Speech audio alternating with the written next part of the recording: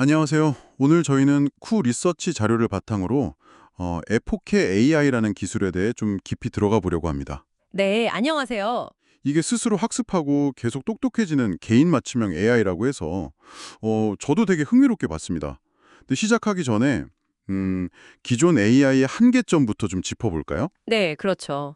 AI가 사실은 미리 학습된 거, 그러니까 정의된 레이블만 인식할 수 있잖아요. 맞습니다. 딱 아는 것만 알죠. 그래서 완전 새로운 데이터, 정의되지 않은 샘플을 딱 만나면 어떻게든 자기가 아는 것 중에 제일 비슷해 보이는 걸로 그냥 판단해버리죠. 네, 억지로 끼워 맞추는 경향이 있어요. 이게 시간이 갈수록 문제가 좀 커질 수 있겠다 싶더라고요. 네, 바로 그 지점입니다. AI가 자기가 뭘 모르는지 아는 것, 메타인지 능력이라고 하죠. 그게 중요해지는 이유예요. 아, 메타인지? 네, 에포케 AI는 바로 이 문제를 해결하려는 시도에서 출발한 거고요. 정의되지 않은 것을 마주했을 때, 뭐랄까, 그냥 에러를 내는 게 아니라 어떻게 반응하고 또 스스로 발전해 나가는지, 그의 핵심 혁신들을 한번 살펴보겠습니다. 좋습니다. 그럼 첫 번째 혁신, 불인식, 노 레코기니션이라고 하셨죠? 네, 기존 AI가 예를 들어 오토바이를 보고 자동차라고 잘못 판단할 수 있다면 에포케 AI는 어떻게 다른 건가요? 에포케 AI는 일단 딱 보고, 이건 내가 배운 차량이나 뭐 식물, 음식 이런 거랑 좀 다른데? 이렇게 먼저 판단을 해요. 아, 일단 멈추는군요. 그렇죠. 그리고 자체적으로 예측 신뢰도를 계산합니다. 예를 들어서 오토바이를 차량으로 볼 확률이 한 66% 정도로 나왔다. 근데 이게 미리 설정된 기준치보다 낮으면요. 네.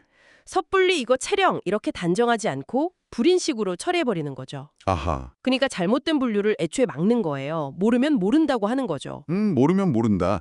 근데 모르겠다고 그냥 끝나면 좀 아쉬운데요? 그렇게 불인식 처리된 데이터는 그냥 버려지나요? 아, 아닙니다. 바로 그게 이제 두 번째 혁신, 스스로 학습, 셀프러닝하고 연결이 됩니다. 아, 연결되는군요. 네, FOKAI는 이렇게 불인식된 샘플들을 버리지 않고 착실히 모아둬요. 네. 이게 아주 중요한 학습 자료가 되는 겁니다. 예를 들어서 기존 AI가 벌을 보고 실수로 식물이라고 잘못 배울 수도 있잖아요. 네, 그럴 수 있죠. 데이터가 잘못되면. 그렇죠. 근데 FOKAI는 이걸 낮은 신뢰도로 일단 불인식 처리한 다음에 뭐 전문가 검토 같은 걸 거치겠죠. 그래서 벌은 동물이구나 하고 스스로 재학습을 하는 거예요. 와, 스스로 고쳐 배우는 거네요. 맞습니다. 그러면서 지능을 확장해 나가는 거죠. 특히 이제 개인 사용자의 데이터를 계속 학습하면서 점점 더 그 사용자에게 맞춤형으로 발전할 수도 있다는 겁니다. 모르는 걸 인정하고 그걸 또 배워서 발전한다니.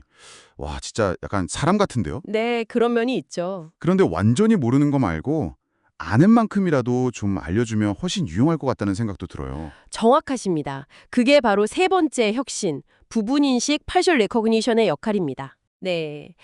FOK AI는 정보를 3단계 레이블 시스템으로 이해해요. 뭐 상위, 중위, 하위 아니면 조부모, 부모, 자식 개념으로 생각하셔도 좋고요. 네네. 예를 들어서 여러 곤충은 학습을 했는데 무당벌레는 처음 본다고 가정해보죠. 네. 그럼 AI가 이건 동물이고 그중에서도 곤충까지는 알겠는데 정확히 이게 무슨 곤충인지는 잘 모르겠다.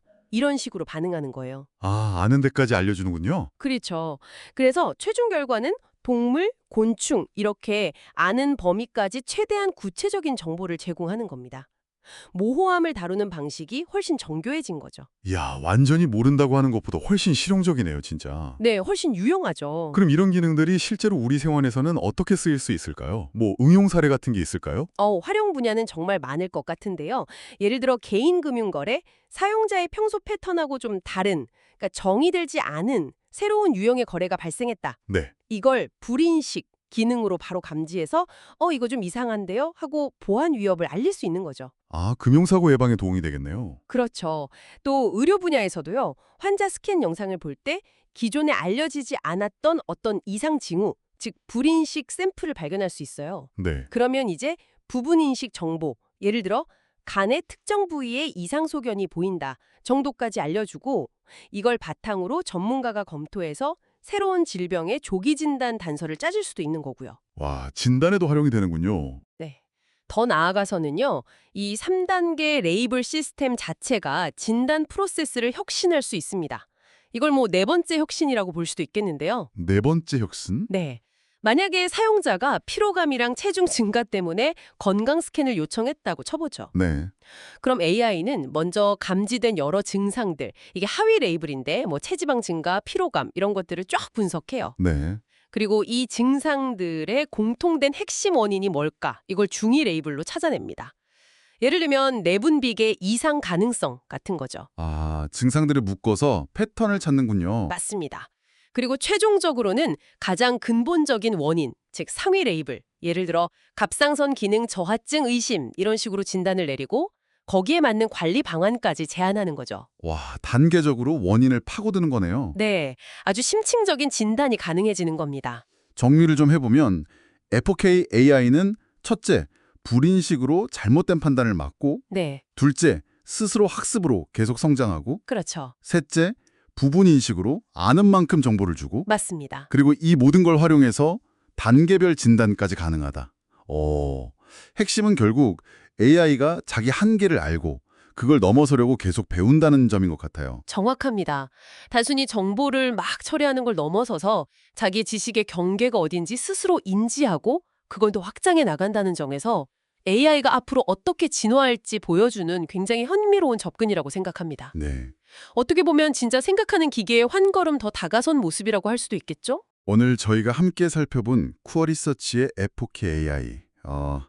이걸 보시면서 여러분은 스스로 배우고 발전하는 AI가 앞으로 우리 삶과 어떤 관계를 맺게 될까?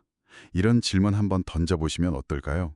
네, 좋은 질문이네요. 단순한 도구를 넘어서 어쩌면 우리와 함께 성장하는 그런 지적인 파트너가 될 수도 있지 않을까? 그런 생각도 좀 드네요.